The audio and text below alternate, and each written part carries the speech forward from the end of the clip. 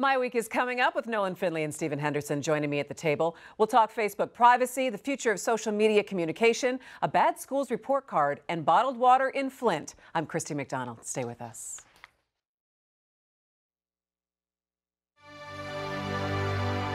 I have a question. Who wants to go first? To win?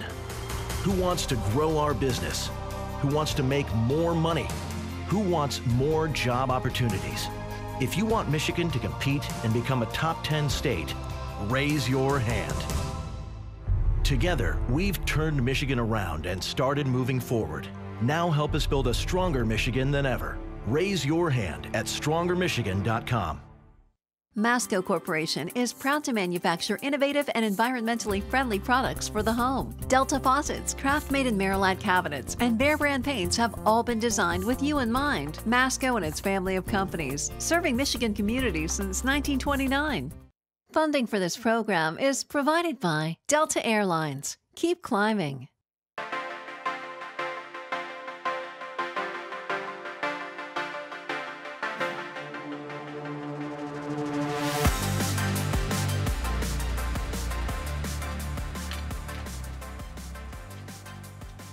Welcome to My Week. Thanks so much for joining me. I'm Christy McDonald. We have a lot to get to this week. Some tough numbers when it comes to school achievement, the debate over stopping bottled water handouts in Flint, plus the impact on Michigan Republicans over Paul Ryan's decision not to run. And as Facebook takes a hit when it comes to privacy, we'll take a look at how social media is changing the way that we're communicating and what we trust, and if regulations are really the answer. So let's bring in our My Week contributors, Nolan Finley of the Detroit News, Stephen Henderson of WDET Radio. I love when we do the intro and you guys are so serious, you're ready to go. That's right, we're serious people. You're just ready to go with all the headlines of the week. Supposed to look serious. We're thinking big stuff right here. If only we could see that thought bubble that's over your head right now, Nolan. I'm not really quite sure what would be in it, but You'd be appalled. Let's take a stab at it. So there's a lot going on this week, and when we were talking throughout the week before we come on and do the show, I said, kind of pick some of the biggest stories that have been standing out in your mind that you think that we really need to be paying attention to. It caught my attention as well, Nolan, but the NAP scores,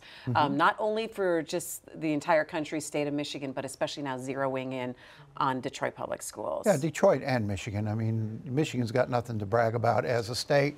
We're well behind the statewide average, despite talking about improving our education and putting in place any number of reforms and ideas over the last 2 decades for improving education. We keep getting worse. And in Detroit in particular, the kids are performing, public and charter, total kids are performing in like single digits in proficiency in reading and science. Worst in the country. And math. Worst in the country for an urban school district. And, we're not getting any better. We do these things every couple of years. We sit down with these NAEP tests and say, we're not getting any better. And there's a lot of ideas floating around out there, a lot of horrifying statistics. There's just not a lot of action, not a lot of concerted action. I hope when we go up to Mackinac in May that changes and all of these folks who've been studying the issues come out with an action plan that everybody running for office endorses. Otherwise, it's never going to get any better. These kids we're sending to school at great expense to taxpayers would be better off sitting at home watching on their couch watching Oprah. They would learn more than they're learning in these classrooms. Well, they'd have to watch reruns, right? Because Oprah's not even on the air anymore. Okay, Mr. Rogers.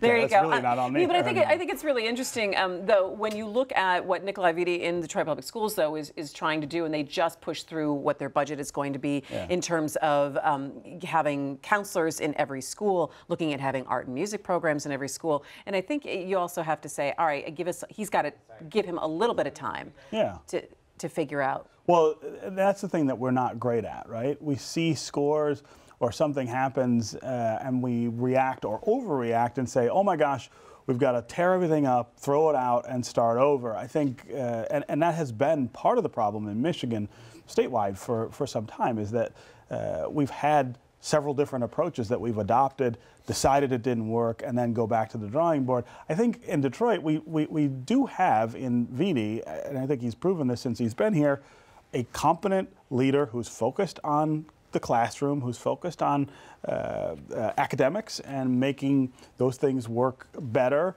I think we got to give him some time, and that's hard to do. Also got to give him some resources and support. There's Yes. things he doesn't have, and it's not simply a check from the state. What he needs teachers, and he needs great teachers, and yet They have here we about are. a 180 vacancy, They 180 have money for teaching teachers now, positions. and this is different. So what do we? So now they have. It used to be that they didn't have money to hire good teachers. Now they have the money, and they can't find qualified people to take the jobs. So which what is are we different. doing? What creative measures are we taking to perhaps find people in the community who could be teachers with a little training and experts in subject matter that we can get into these classrooms? Because 180 vacant classrooms. But is, seriously, that's So wait a not minute. So big wait. thing. Are you talking about maybe looking at other different nonprofit groups and seeing if they can fill the hole there with? Not necessarily nonprofits, but what are we doing to, one, recruit and retain great teachers, reward great teachers, but also to see if there aren't people who may not have gone through the teaching school, but have expertise in subject matter and can relate to children. What are we doing to identify them and get them ready and perhaps put them in classrooms and see if we can't change this dynamic? We can't hold on to all these hidebound views on who can teach and who can't teach. I mean, I don't agree with the denigration of the profession It's not a of denigration. teaching, Adding which new blood. is not just a skill. It's not something you just learn and pick up. I mean, it's something that's developed over a lot of time. There's a lot of pedagogy that But goes into it that. can be learned. I think it can be learned. You want to make sure that people who have expertise in science or English and maybe don't have a teaching certification can get that. The other issue, though, is the attractability of that job. I mean, think about that. Would you go and take a job teaching middle school science in a Detroit public school? It is not just this. It's not the same as doing it in the suburbs. There are a lot of challenges that aren't met. There are a lot of challenges that get put on your plate that you aren't equipped to deal with. I mean, there's a lot that has to change about what we do in the system. If to our How business recruit community them. wanted to get involved and get engaged, they might want to fund a pool to reward, attract the best teachers, not across the board treating everybody like they worked in a factory putting nuts on bolts, but to truly identify the great teachers and reward them. But the unions have to be open to selective rewards of great teachers. All right, hey, let's move on to a couple of other things that have been in the news. And one thing that I wanted to bring up this week, and we saw that there are busloads of people that headed to the Capitol this week on Wednesday from Flint, angry that the state has decided to cut off free bottled water. Now, the state says for the past 2 years, the water in Flint has been testing below the federal threshold for lead. But that does not really go very far in, I think, a community that does not trust still, even years after the fact, does not trust what the state is telling them. Why wouldn't it have been better just to continue it? What harm would it have done on a PR level for the state to say, you know what, we understand that you still are skittish about what we're telling you, but all we can do is to continue to try to give you the resource, whether it's the filter or free bottled water, as we continue to try to replace pipes and make this right. That's not just a PR move. I mean, if you talk to people in Flint who live there and try to use the water that the state now says is below the federal limits for lead, I mean, they're still talking about things like brown water coming out of faucets. They're still talking about being sick from bathing in the water. Now, what's the cause of that? I mean, I think they're still trying to figure all of that out. But for the state to sort of claim that, oh, well, we fixed this problem, even as people continue to report that things aren't all good in their houses, is part of the problem that started off in the first place, was that there was no credibility put into the voices of the people of Flint about what the water quality was. That's what led to this long-term poisoning that took place. It's really infuriating even that the state would now say no more bottled water. You're good. It's a repeating of the error rather than an insistence that everything get fixed. And I don't think people will ever feel that they're good until every pipe has been, or the pipe that is going into their house has been replaced, Nolan. And a lot of those have been. I think you 6,000 have. They still have about 12,000 pipes. I think you can still continue bottled water on a selective basis where it's needed, but there are a lot of communities in this state where lead levels are now higher than they are in Flint, and those families aren't getting bottled water. I think it's time now to start being very selective with this. If you need bottled water because your water is brown, if there are reports, by all means, the state should be providing that. But blanket water, bottled water across the city, I don't think it's any longer necessary. And you know, can you afford PR moves, or is there a better use of that money? Well, one better use of the money would be, and this gets to, again, what is the long-term plan for Flint? I mean, that's the thing that no one really has wrapped their arms around. You've got this city that was devastated by this crisis, and there are all these other consequences of that. I mean, if you live in the city of Flint right now and own a house, what's your house worth? Could you sell that house and move somewhere else reasonably? Probably There's been not. some pretty solid economic development efforts underway in They're trying. Flint. The city is underway, but it's still pulling itself. But come on, still very would you move early. to Flint tomorrow? I wouldn't have moved to Flint tomorrow before the water crisis. I mean, it's not and this is my suddenly point. a newly devastated city. This didn't help it by any means, but it is a city. I mean, if you go up there, it's a city that's got a lot of things going, a lot of optimism. They're trying to get back on their feet. Have you watched this new documentary on Netflix? Not yet. About the police department in Flint? I think one episode of that would tell you that this optimism that we're talking about in Flint is missing a huge swath of the population there. Most people there are living pretty desperate lives. And I think the state owes it to the people of Flint to take a more active role in trying to boost that city back. And forget about the benchmark of before the water crisis. How about the benchmark of what's happening in other cities around the state? Why don't we take that level of responsibility to fix this? All right, let's go ahead and take a look at Washington. Paul Ryan says, you know, I'd like to spend more time with my family. I'm not quite sure I think that's very admirable for him to say, but I wish that sometimes people could quit using that as sometimes an excuse to switch jobs. But let me ask what that is going to mean for the rest of the Republicans who are kind of looking around come election time saying, it feels like Republicans are starting to drop out a little bit. Nolan, I'm going to let you take a Well, first crack at that. you've had 39, or Paul Ryan, I think, makes 39 who've decided not to run. They clearly see some trouble on the horizon and the possibility in the House that they won't be in the majority. You see that those defects when there's a possibility you're going to lose your chairmanships and all of that. I take Paul Ryan a lot at his words. I'm sure he was frustrated, but he's been in Congress 20 years, and he's been a commuter for 20 years. And it's not. I talked to Dave Trott about it this morning, who made the same decision last year, and he said, "Look, it's a grueling job. You've got to you got three jobs. You've got to legislate and make policy, and they're horrible at that. They're not getting anything done, and that's frustrating. You got to spend half your time raising money and campaigning, and then what's left you got for constituent services and talking to the people, and you don't, that's the part that gets shortchanged. And so there's a lot of frustration beyond the politics. Certainly the current environment doesn't make it a really fun place to be for a lot of people, but I mean, Republicans don't tend to stay in office until they're carried out in caskets the way Democrats do. Well, the average age is much younger. But I think it goes to a larger. I think it goes shorter. to a larger, interesting question. Where if you have someone like Paul Ryan, who is, a self-proclaimed policy wonk, who loves to try to get into,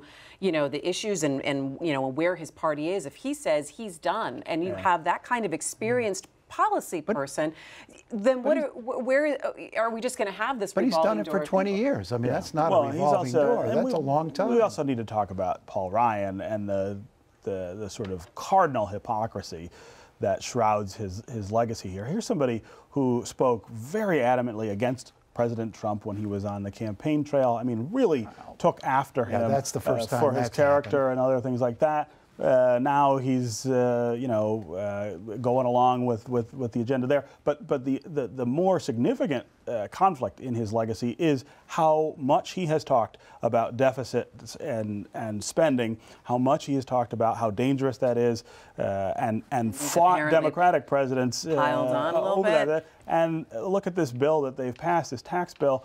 Now he says, look, I passed an entitlement bill in the House, but didn't pass the Senate, didn't get signed by the president. Maybe that was a reason to hold off on that tax bill, if that's what you believed. I mean, this is someone who is, no question, a very brilliant policy analyst, but he's also quite cynical and has governed cynically and politically. But in fairness, in that role. Paul Ryan in the Republican House sent a much better budget bill to the Senate, and it went nowhere. It didn't go anywhere. He was faced with the choice: shutting down the government, in which he would have been blamed, Republicans would have been blamed, or passing this bill. He could not get his bill through the Senate. Where he'll show up next, it'll be very interesting. He'll do something, making more money. I hope he's making more money. Making money.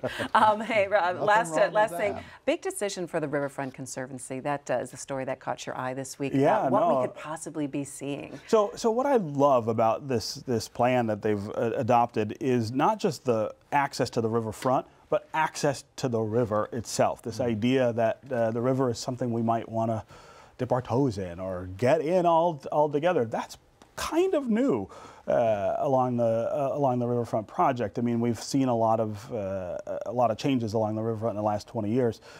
This seems an order of magnitude further, the idea of sort of welcoming the water itself into the experience. So I think that's really exciting for everybody in the metro region. And I think for the design firms and the landscape design that they chose, it really could make it an international feel. I mean, the eyes of the world could be, in terms of development and waterfront development, will be on Detroit during this entire process. It's a big, nice chunk of land, and I think if you look at the plan, they're using it very, very well. It's, you know, it's going to be touchable. So they're not just planting a bunch of trees and say, isn't that pretty, and shrubs and whatever. I mean, they're going to build one of the largest playscapes in the world on that space. And so you're going to have kids all over that. That'll be good to see. All right, well, you know, I had the opportunity to participate in an event this week at the Charles H. Wright Museum called The Future of Information. It was put on by the Knight Foundation and the Community Foundation for Southeast Michigan. It was a pretty fascinating presentation with futurist Amy Webb about the impact of emerging tech and how that's impacting how we communicate with each other in the age of social media and beyond. It's pretty timely when you see Facebook getting grilled by Congress on privacy issues, and it might kind of just, it's going to get worse. Amy, I'm going to start off because I'm still in the cycle of doom a little bit. I'm coming out because when you talk about solving a lot of these problems, and the fact that government is only looking a couple of years, they're looking short term. Then we have shiny object syndrome there. We can't go long term, and part of that depends on the communication. And it feels like social media has changed the way we communicate. Maybe we're linked to more people, but we're able to kind of put ourselves in silos into what we want to hear. So how do we expand our worldview to be able to have those complicated conversations for a region like Southeast Michigan? Well, I mean, I guess part of it is just like engaging your critical mind. Like, we're really good at the lizard brain, not so great at the the higher order cognitive thinking. So if you just stop for a moment and deconstruct the tweet, right? So I have 48,000 followers. Okay. An overwhelming majority of them are bots. So if I craft an argument, send out a tweet, right? How does the math work out in my favor to have a constructive conversation in any meaningful way? Right? It doesn't. So I guess if all of us just sort of stopped for 5 seconds, you know, you can still have your arguments in public, right? You can still have these conversations if that's what you desire in public to get that kind of feedback, or, you know, pick up a phone, right, and have a conversation. Well, now hang on. Well, I mean that's the thing, and so you know, you can't create policy on Facebook or Twitter, right? You can't accomplish diplomacy through tweets, and if a community like this one is interested in really thinking critically about the future, then part of it is you've got to get people together in ways that make a lot of sense, right? So maybe it's meeting different times of the day for different purposes in different locations, and using video or whatever. But it's still people who matter. think she had a fascinating discussion, and we'll have it online for you at MiWeek.org if you want to check it out. But what struck me as I was watching the congressional hearings and Zuckerberg sitting in front of them, insert your own joke there, the optics were just really interesting to see. But really what struck me is when we're talking about the future of technology and how it's changing the way that we're communicating and the way we're getting information, that maybe government really doesn't have a whole handle on where things are going.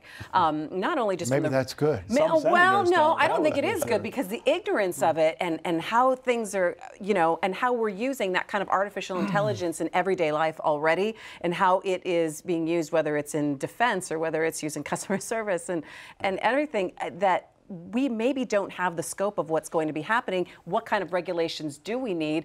And then we're looking to entities like Facebook and saying Facebook is helping write the regulations, and I'm not really quite sure that that's a great idea either. And remember, I mean, this is a information platform. This is an ideas and information platform, and as such, it should fall fully under the First Amendment. And I think what you heard over the last few days in Congress, this rush to regulate an information platform, I would be a little wary of that. I mean, we're all a little gun shy, I think, about the personal data sharing or selling that Facebook did, and there are perhaps things that need to be addressed there. But when you start talking about getting government fully involved in these social media platforms, I think you run up against the First Amendment. So I mean, the key moment I thought over the last 2 days was when, and I don't remember which senator asked this question, asked Mark Zuckerberg, what is Facebook,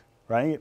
He said, define this thing that you have created. And I thought Zuckerberg had a really interesting answer. He said, it is a lot of different things, and every day at Facebook they're trying to sort of figure out what it has become. I mean, for users, it is a way to share information and ideas, but for advertisers, it's a product, right? It's a product that they're buying. For companies, they're buying Facebook, they're buying the data that Facebook they're buying collects, what you're interested in, where you're going to go next, and what your friends are interested in as well. Access to you and your data. That is a really different kind of product than the social media sort of exchange of ideas platform. Different.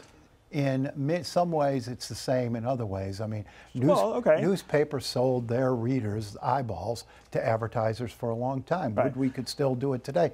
I just would be careful in how much meddling there are the rules government about did. that. Right? I think Facebook would benefit, and all these social media sites would benefit from more aggressive competition and a more competitive environment. Right good luck now, with that. it's just Facebook. Well, and but so that's Facebook. But whose fault is that? I mean, it's not like you can create another platform to compete with something that already has 2 billion users.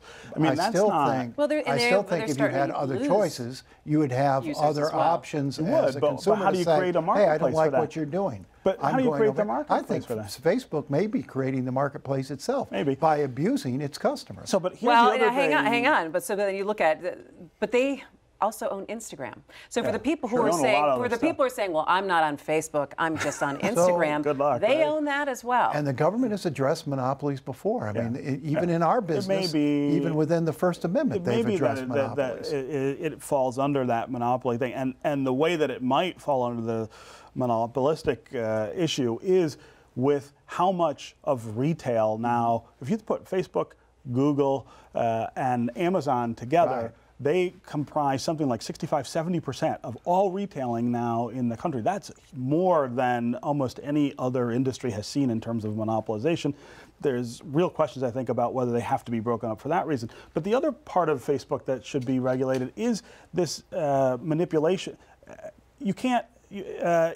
People are buying data from Facebook, for instance, and then advertising jobs just to people of certain ethnic categories. Now, you're not allowed to do that, but if you buy the data and use Facebook to do it, there is no regulation to stop you. Well, I mean, there are a lot of EEOC cover that There too? are a lot of different iterations of what Facebook does that deserve at least some congressional inquiry as to whether. Oh, and I think that's what we saw this week. Maybe that goes back to a larger conversation of, does there need to be some kind of entity within the government that is looking out for where this next step of technology, so we're not like Silicon Valley's doing a great job and they're creating things over here, and there's 3 companies in China who are creating things over here, but we have no handle on a governmental basis about where things are headed and how it's going to impact the way we are. You don't want to stifle innovation. No, I'm not saying that. You certainly don't want to stifle the free expression but I'm of saying ideas. Understanding instead of just saying, well, they're doing it out there and we're going to see what happens next. You know, I think one of the more disturbing things of that testimony is how little Mark Zuckerman pretended to know about his own business, and question after question. Hey, it was just a platform to rate pretty girls back at Harvard, right? I mean, at one point he said, well, this the algorithm in his dorm room. This grew up in our dorm room. We couldn't, and pretending it's not $1 billion company now. Well, we'll make sure to put this conversation on Facebook. Unless they block us. Unless they block Nolan. That's going to do it for us. Make sure you do check us out, MiWeek.org, and on Facebook and Twitter. We're there. We'll be back next week. For MiWeek, I'm Christy McDonald. We'll see you then.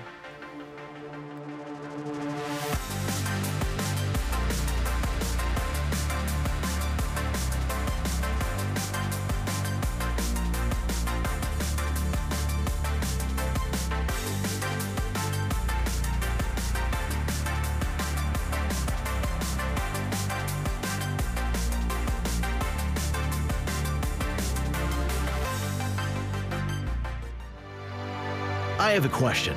Who wants to go first? To win? Who wants to grow our business? Who wants to make more money? Who wants more job opportunities? If you want Michigan to compete and become a top 10 state, raise your hand. Together, we've turned Michigan around and started moving forward. Now help us build a stronger Michigan than ever. Raise your hand at strongermichigan.com. Masco Corporation is proud to manufacture innovative and environmentally friendly products for the home. Delta faucets, craft-made in Merillat cabinets, and Behr brand paints have all been designed with you in mind. Masco and its family of companies, serving Michigan communities since 1929. Funding for this program is provided by Delta Airlines. Keep climbing.